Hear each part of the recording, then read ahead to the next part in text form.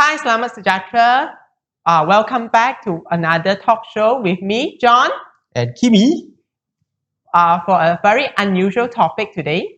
So, Kimi, can you introduce what are the topics for today? All right, our topic for today is careers in esport that is available in Malaysia. Whoa, this is rare. All right. Okay, so before we start, can you give us a heads up? What is all about esport? Okay, esport is also known as electronic sports. So it's a form of competitive usage of video games.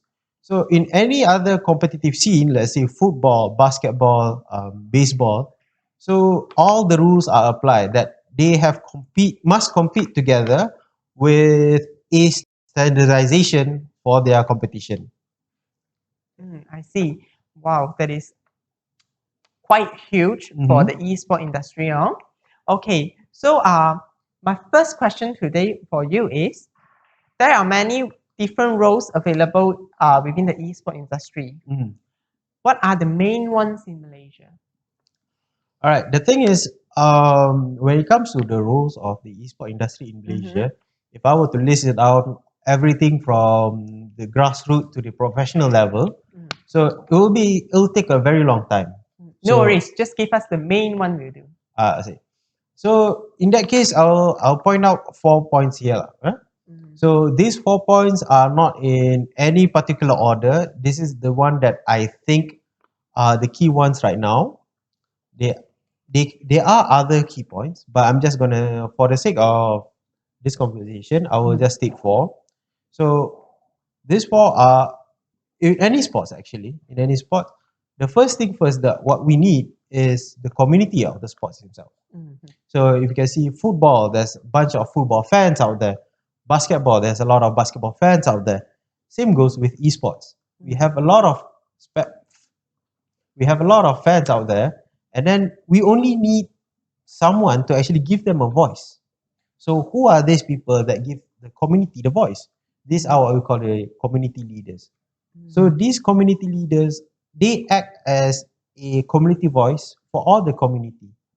It doesn't mean from one particular title only or multiple titles. So one community leader can be from multiple titles as well, and also one community leader can be only dedicated to one particular title.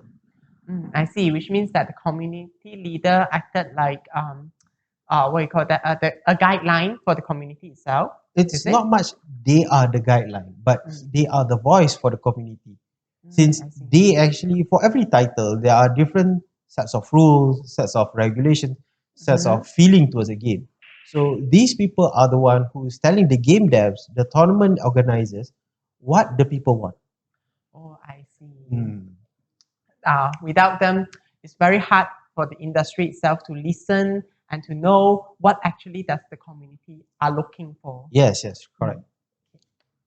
So other than the community leaders, next I would say for any game, let's say if you go and watch football, you go and watch football on TV3 or any channel, any sports, right?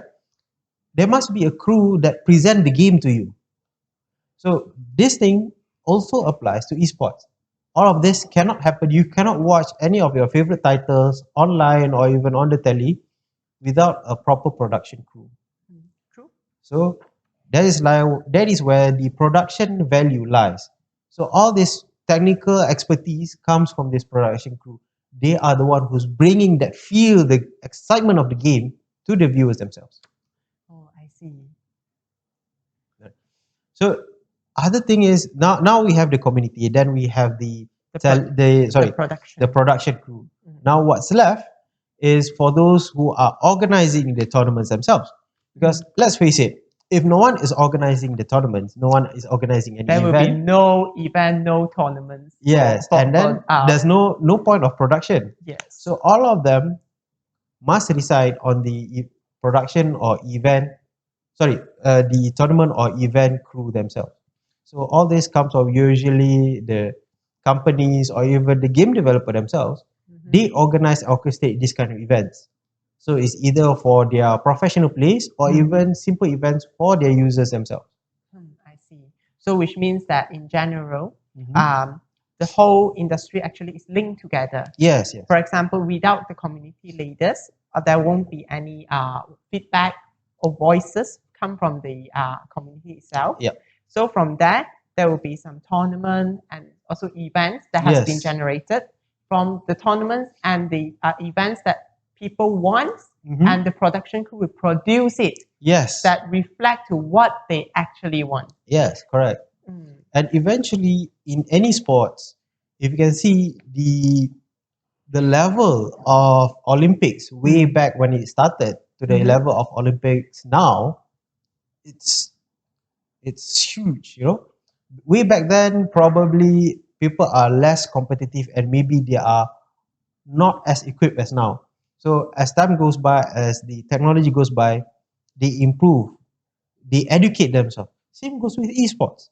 Now you can see there's a rise of all this esports education, either for certification or even they teach them professionally in colleges and even in universities.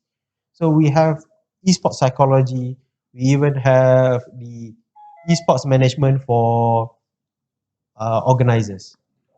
I see. Understood on that. So thank you for the first question. So this will be my second question. So working in esport, there will be advantages and Yes. disadvantages. Can you give us a brief explanation on that? A short one will do. All right. So there, in any industry, in any field, there's always advantages and disadvantages, right? Yeah. So same goes with esports. So one part of the advantage in esport industry is that the flexibility of the working time. Oh. So you have to understand that esport is not a 9 to 5 job. It's not something that is I go in at 9, I go at 5, go out at 5. You know? There's always that that area where people come and goes to our office. And secondly, since esports is a very technology based, so you must, like it or not, equip yourself or equip the knowledge with the latest technologies, latest advancement in all the gaming hardware. It doesn't matter PC, mobile phone, console, yeah. Even in production wise themselves, you must equip yourself with the latest technology. Evolving from the mic, cameras, that's a common one through the board, right? But for esports, maybe you have your own specific software for you to capture certain scenes, certain games, certain conditions. So you must equip yourself. So in that, I would say it's an advantage because you are well aware in sense of what's growing on What in is the the latest technological. memory? What is the latest graphic card? Yes, yes. Something like that to assist what you are going to do in your job role Yeah. in esport. And I would say the last part is since esports is a very fast-paced industry, so it teaches you one thing, which is critical thinking. Because once you do one event, you cannot make it replicate it the same way as you did before. There's always changes, there's always new challenges you have to face, there's always new things for you to explore and implement and also improvise. So that is where it will train you to increase your critical thinking capability. So for me, I say that that's a plus.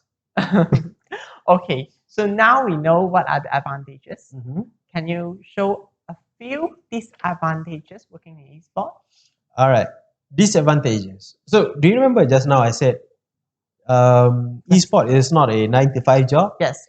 Yes. Flexible It working also hours. comes as a disadvantages. Can you show us? Okay, let's say if you are a tournament organizer or event organizer, right? You are to do an event. Obviously, you want the most crowd to come in. Of course. So it's logical to think that you are not going to do it on a school day or even during working hours. Yes. Right? So that is why I said that it is also a disadvantage where you have to use your own time to actually get to people that is your target audience. So usually your target audience will be busy as everyone else will be busy during that time. Understood. So other than that, Okay, other than that, obviously when it comes to those kind of work, it will come with its own set of stresses. Yes, of course. Right. With high critical thinking, of course, it Yeah. will bundle together with high Bundle stress. together. Yes, I would say bundle together with a high stress level. Yeah. Mm. So the thing is, when it comes to esports, right? Mhm. So we have all these teams. Same goes if you go for football, basketball, any sport. The bigger the team, the bigger the problem. Yeah. So the same goes with esports. If you are doing, let's say, an event, you are doing an event for 20 teams. Mhm. So now you have 20 heads that you have to think of. On top of that, you have the sponsors, the management side, all of that, they will bundle up. Especially the bigger you are, the bigger stress, as in the more pressure they will give on you. I see. Because we are handling humans, so Yes. every people, every person have a different kind of way think of something and do Yeah. things. So from there, as a manager, they have to know how to approach them Yes. individually. Yes, correct. Okay. Well, like an example, yeah. Mm. If certain artists, those triple A kind of artists, the Mhm. big ones, so every time they want to do a road show, they always Mhm. request, oh, I want a green tea in my trailer every time I finish my performance. Mhm. Just imagine that, but instead of one artist or maybe five artists in one time, you have five people in one team, and then there's like 24 teams to 40 teams in one time. So handling this kind of request is actually a headache. Yes, yes, true. Okay. Mm. And then obviously when it comes to that, it will a bit, in a way, it will a bit disrupt your standard social life because let's face it, everyone go like, oh, I want to go shopping this weekend. Definitely cannot do You're gonna that. be, oh, I'm sorry, I can't because I'm working this weekend. And then people are like, oh, how about next week? Mm. You'll be working in most weekends because that is where the people are. Yes, like you mentioned just now, it's about the flexibility of the Yes, working hours, right? but there's a benefit to it. Mhm. Let's say on Mondays, you want to go shopping. You go shopping on Monday. No one is there on Monday. Everyone is at the office. Everyone is working. Everyone is at school. So you get like, I'm just gonna go for shopping on Mondays. So that, and also you have to bear in mind as well, when you go on Monday, everyone's working, there's no queue. Yes, that's very That true. is the best part of it. Yes, true, And true. mostly some of the outlets they will do offer during the low season time Yeah. as well, yeah? Okay, so moving on. So wait, if you say like that, I wouldn't consider it a fully disadvantage. It's kind of an advantage since you can get those kind of sales along with. That is along the way. Along the way, yes, yes, Mm. correct, correct. Okay, so moving on will be my Mhm. third question. This one is a bit mind blowing. Okay. It's a bit challenging, yeah. So you have been working in the esports industry for quite some time now. Mhm. Have you ever encountered any of your female colleagues who faces sexism and sexual harassment in the industry, in workplace? Yeah. I see. Well, Yeah, and one more. mhm, And is the working culture in esports mhm. are like frat boys? There's two questions in this one. All right, right. Mm. So, given the fact that most of the people that's in the esport industry are Mhm. male, okay, but I'm not saying that there are no females in the industry. There are females in the industry. There are even strong lead females in the industry. Right? But so far here in Malaysia, according to my experience, Mhm. I have never seen any of those issues before. And then when it comes to the frat boys kind of mentality, Mhm. yeah, I believe that most Malaysians, especially the ones that are working in the esport industry, especially the ones that I've worked with before, they all exhibit a professional level ethics and also a professional level outcome. Oh, okay, I Mm. see. I'm very proud that Malaysian are very well behaved in this industry. True, true, true. Yes, as I seen it a lot in the news, in headlines, saying that a lot of issues like this have a mention of frat boys working Yeah, yeah. environment and also being sexually harassed. I'm very proud as a Malaysian to hear that we have none of this issue in Malaysia. Yeah. Mm. But there are cases where actually this one I read a couple of months Mhm. ago, I think. there are cases that the sexual harassment issues are happening. Yeah. I'm not denying that actually, but I'm actually thankful that here in Malaysia we do not imply that kind of ethics. Yes. Well behaved. Yes, we are well behaved, all good boys lah, and girls lah. That is something that we should proud of as Yes, Malaysian, true. that we have high discipline. Yeah. Okay, so this is will be my last question. Mm-hmm. Okay, if someone who does not know what esport is, and they are interested to get into this lucrative and also fun industry, Yeah. where should they start and how they should start? Okay lah. For this, right, even though esport is a very relatively new scene in Malaysia, I mean, comparing to baseball, comparing to basketball, even badminton, or football, is a relatively new scene. But it is, in fact, the fastest growing industry worldwide, not just Malaysia, but worldwide. Yeah. So, when that being said, we have to understand that there are similarities between what is esports and also the traditional sports. Okay. So when I say that, you see all this production wise, you can see cameramen in the football industry, any general sport industry, they can actually use their skills, the skills that they have, in sense of photography, camera angle, all those kind of things. They can use that in the esport industry. So it's not when people say, "Oh, this is esport industry," it's not it means that people only breed and breathe esports can only join them. Everyone from almost all background can actually join them. But what kind of skills that you have that can actually be upgraded or even fine-tuned to actually fit the esports industry? I see. So which means that actually, as long as you have some Relatable skills. relatable skills, you can fine tune it and join the esport industry. Yeah. Actually, for some people who like to join, is it really that crucial to get some courses or get some education regarding on esports? Do you think it is necessary? That is a bit. That question is a bit a yes and a no kind of condition. Okay. Let's say if you have an ample experience when it comes to production wise, when it comes to management wise, you can actually adapt the esport industry quite fairly well. But if you do not have, then yes, you can go through the path of education. You can actually learn esport education. Even right now, there are a lot of bodies providing esport education, either coming from professional certificate or even university courses.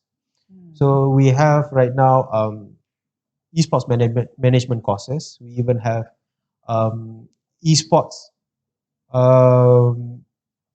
health courses. And we even also seen people giving out courses straight out for professional players. Like, all those professional players, what they do is after they finish all their tournaments, they want to retire, they become teachers, tutors. So they are teaching other people how to become good in the game so that they can actually become professional themselves. In a way, that falls under education. I see, which means that if you have the capability, you might not even require any education for esport in order you can strive for success. Yes. Am I right? Yes. So if let's say But education does help in a way, yeah. Maybe it will support you to go even higher in Yes, the position. Maybe it will give you the guideline how you can truly or formally do something as acted as a role in esports. Yeah. Yep. Okay. So I think I finished my question. It was a great chat with you again for the second week. Okay. So before we stop, we thank you guys for joining us, and do remember to comment, like, and share our posting. And if you have any questions, like this one, like this intelligent one, do remember to drop us a private message on our Facebook or YouTube Or you can just channel. even comment down in the comment section. Tell us what you want, right? We are an open company here. We want to know what you want, and we will provide. Yes, and we'll try to take the best question that we have, and we have a discussion. Maybe if you are in the esport industry as well, you give us a comment and you would like to join us for the for the third Yeah. conversation Session. like this. So we might be inviting you as well. Yeah.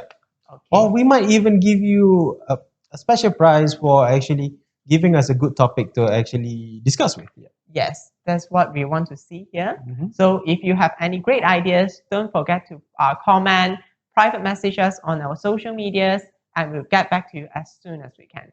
So thank you. My pleasure to have you Yep. with me again, Kimi. So I Same think wise. that's all. Thank you. Bye. Bye.